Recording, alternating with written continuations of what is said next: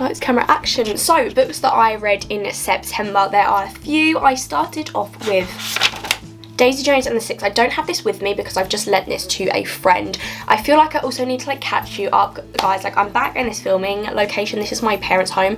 I have like moved house kind of temporarily, not really, yes I have, to Bournemouth, so I haven't recorded a video in so long, so it feels like so weird to be doing this again, like so unnatural.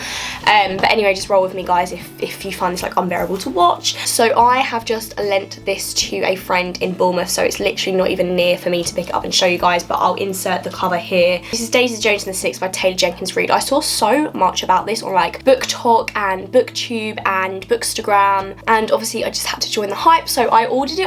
I ordered it on my birthday. Like, when it was my birthday in February in lockdown, I ordered a load of books and then did like a birthday haul of all the books that I ordered for myself. And so I was like, my slipper just came off. Also, speaking of slippers slash feet slash socks, that's not gonna focus, is it? It's socks with my dog on. Could you get a better present? That was one of my leaving presents from Bloomsbury. Anyway, so I don't have Daisy Jones and Six with me, but really enjoyed this. It's about like completely different to what I thought it was going to be. I don't really know what I thought it was going to be. I thought it was going to be like a romancy kind of book, but it's basically about a group of musicians, like a band called Daisy Jones and the Six. It's about like how they came to success. Now the format of it is so different, so unique, that I absolutely loved. It's basically in a form of like an interview.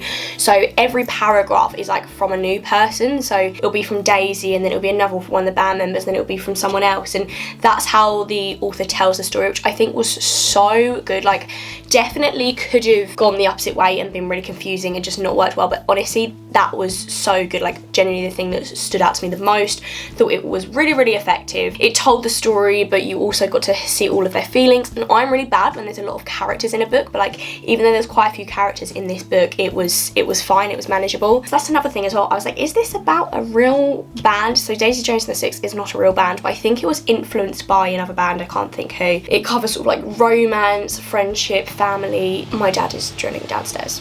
So it covers like romance, family, friendship, drugs, careers, music, etc. Just really liked it, like a 4.5 out of 5 probably. Really enjoyed that, so go check that out. If you guys are subscribed to my channel, you'll know that I'm leaving Bloomsbury Publishing and I'm joining Bonnier and in their children's division, and so as like a little welcome and to get to know their books, they sent me a parcel with a few of the books in it. One of them was Nell and the Cavebear. How cute. I thought this was going to be quicker. It actually took me like a good hour to read. Like, it's not just a picture book, it's literally almost knocked myself out then. It's got like illustrations and stuff throughout, which is super cute. It's like a friendshipy kind of book. It's about like a girl that becomes friends with a cave bear. Yeah, just really cute. And yeah, I mean, that took me like an hour, but I'm still read it and I'm still including it. Kids books I genuinely think are still important to read. I read a book last year called Why You Should Still Be Reading Kids Books Even Though You're So Old and Wise or something, I think. It's like by Catherine Rundle. It's a Bloomsbury book. It's a tiny little book, and it's basically saying all the benefits of adults reading children's books. Also, like, while we're on that topic, I just want to show you some of the other ones that I was sent as well. So we had Nell and the Cavebear. We've got Excuse Me While I Ugly Cry. This is a YA book. I was actually going to buy this anyway. I'd seen this online, so great, I'm gonna read that. Then there's If the Shoe Fits. I've seen this cover definitely before as well, so that's another one. They're all like different presses as well. So that's Hotkey, this is Studio Press. Next one is, this is part of a series, I believe. There's been like a lot of hype about this and stuff, so I think it's Sabriel by Garth Nix. Sabriel, I don't really know how to pronounce it. I think that's more of like a fantasy kind of book. And then We Were Lions by E. Lockhart. I've seen so much about this as well, and I feel like this was out maybe like a little while ago as well, but that's like a kind of like a smaller one, so I'll be reading that as well. Yeah, more like YA books there for me to read. So I then moved on to something different. Hay House UK kindly sent me A Year of Mystical Thinking by Emma Howarth. This was totally different to something I'm used to. Basically, I was like, yeah, I'm all here for like the self-help books and stuff, and then when I found out it was like crystals and stuff, I was like, come on, like, no, that's not me. I'm all here for like the mindfulness and all that kind of jazz, but it's not my usual thing to be like convinced by crystals and star signs and all that sort of thing. But I was like, you know what, we're giving it a go here, we're gonna give it a go, and I did enjoy it. There's definitely a lot in there that I wouldn't have considered before. I've been turning over some of the pages and highlighting some of the pages. There's definitely stuff that I've taken away from this book, just about like appreciating things in the moment and just how to make your day-to-day life a bit more magical. My boyfriend was taking the piss of me because I was reading this and he was like, what are you reading? And I was like, your worst nightmare. Like, he's not anti all of that stuff, like does not believe in all that sort of stuff at all. And I was like, no, I'm gonna give it a go. I'm gonna be so mystical, so mystical. So he was the next day, I was like, how you feeling? I was like, yeah, so mystical, so mystical. But no, seriously, it is about like making magic happen like in your day-to-day life. And the reason it's called A Year of Mystical Thinking, which I didn't understand at the beginning when I first got it, is it's a really nice way of laying it out. It's about the author Emma Howarth, who literally every month gave herself like a new target of how to be more like mystical and magical, and then like would review how that month went. So I thought it was a really, really nice way to kind of like offer advice and help and tips and stuff, but kind of like create it like a story. I do think it could have had like more pictures and images and illustrations and stuff with the type of book that it is and the things that they talk about, but I mean, it is all very kind of like text heavy, which I was like, how can you write so much? But the reason is because it reads like a story, and she's sort of saying, okay, so in January I was thinking this and this and this and this is how I got on and stuff. So again, I'm still not convinced by some of the stuff in there, but like I still read it anyway, and then some things I took away. So I think that's the thing as well, like you can take away as much of it that you want. The PR package that came with this was so cute as well. Like I got a crystal of my choice, I got like a candle and a little tote bag and stuff. So really, really nice campaign from the guys at Hay House. So that was A Year of Mystical Thinking. I then moved on to Every Line of You by Naomi Gibson. I was actually only sent this like a week ago, and I read it like in like a day, 2 days. Beautiful sprayed edges. I feel like I haven't had a book with sprayed edges in so long, and it's like red pink, which I love. It's got like a spot UV kind of cover as well. Like if I hold that up, I don't know if you're gonna be able to see that in the light, but it basically shines. Every Line of You is a YA book by Chicken House, and it's a book about AI, so artificial intelligence. The way that they absolutely sold it to me was by saying it's a mix between Behind Her Eyes and Black Mirror on Netflix, and I thought, yes, here for all of that. Loved both of them.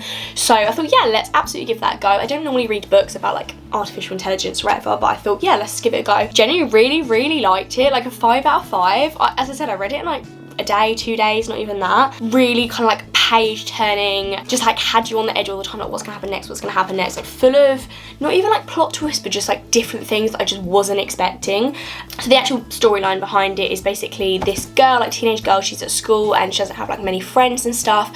Her family was in an accident like a couple of years ago, so she sadly lost her brother in that, and then her dad couldn't cope and so had left. So it's just her and her mother, and she doesn't have many friends at school, and she's really good at coding and stuff, so she creates this sort of robot basically, and she codes it to have like feelings, and she codes it to have updates on itself all the time, so it eventually becomes smarter than her and it becomes her friend. And it's really weird in terms of none of it seemed unrealistic when I was reading it. Like I say it now and it does seem like, how can a robot like have feelings and stuff? And there's also the thing where it like ordered stuff to her house and it would like put a chip in her arm, and it meant that it could like be in her body. It's really hard to explain, so definitely read it. But yeah, it's one of those things where explaining it to someone sounds really silly and that, but I was reading it and I just genuinely really liked it. And even though I got to the end, I was like, okay, some of it might not be that realistic. It was fun. At the end of the day, that was what it was for. It was entertaining. It was a good book. It was like Behind Her Eyes and Black Mirror. It was a YA book, which meant that there wasn't anything sort of like particularly challenging to read in it. It was, yeah, I really liked it. I haven't actually started my next book, and it has just turned October now, so I am gonna see what I fancy next. The person that I gave Daisy Jones and the Six to, she's just given me It Ends With Us by Colleen Hoover, that I've seen loads online about as well, so I maybe might read that as well. But she was like, prepare to cry. I read it in one sitting. I was like, okay, maybe that's a bit of a heavy one. So we'll see what I'm gonna read next. I'm very much like, I don't like to plan what I'm gonna read. I just like with this one, Every Line of You, I got sent it and read it like that day, so I was like, I just like to, you know, be spontaneous. And I think that's how all of us as well end up with so many books on our bookshelves, because we read it, no, we buy them, and then they just sit there, and then we don't touch them, and then we buy more, and then yeah. I've bought some books recently as well that are like marketing books, because I obviously want to be like the best marketing employee, best publicity employee, so I bought a load of like kind of like textbooks that I've started reading as well, but I'll update you guys in the next couple of months on how that's going. But that's more of like a non-fiction educational read. Round up, Daisy Jones and the Six, Nell and the Cavebear, which I've literally lost already, A Year of Mystical Thinking, and Every Line of You.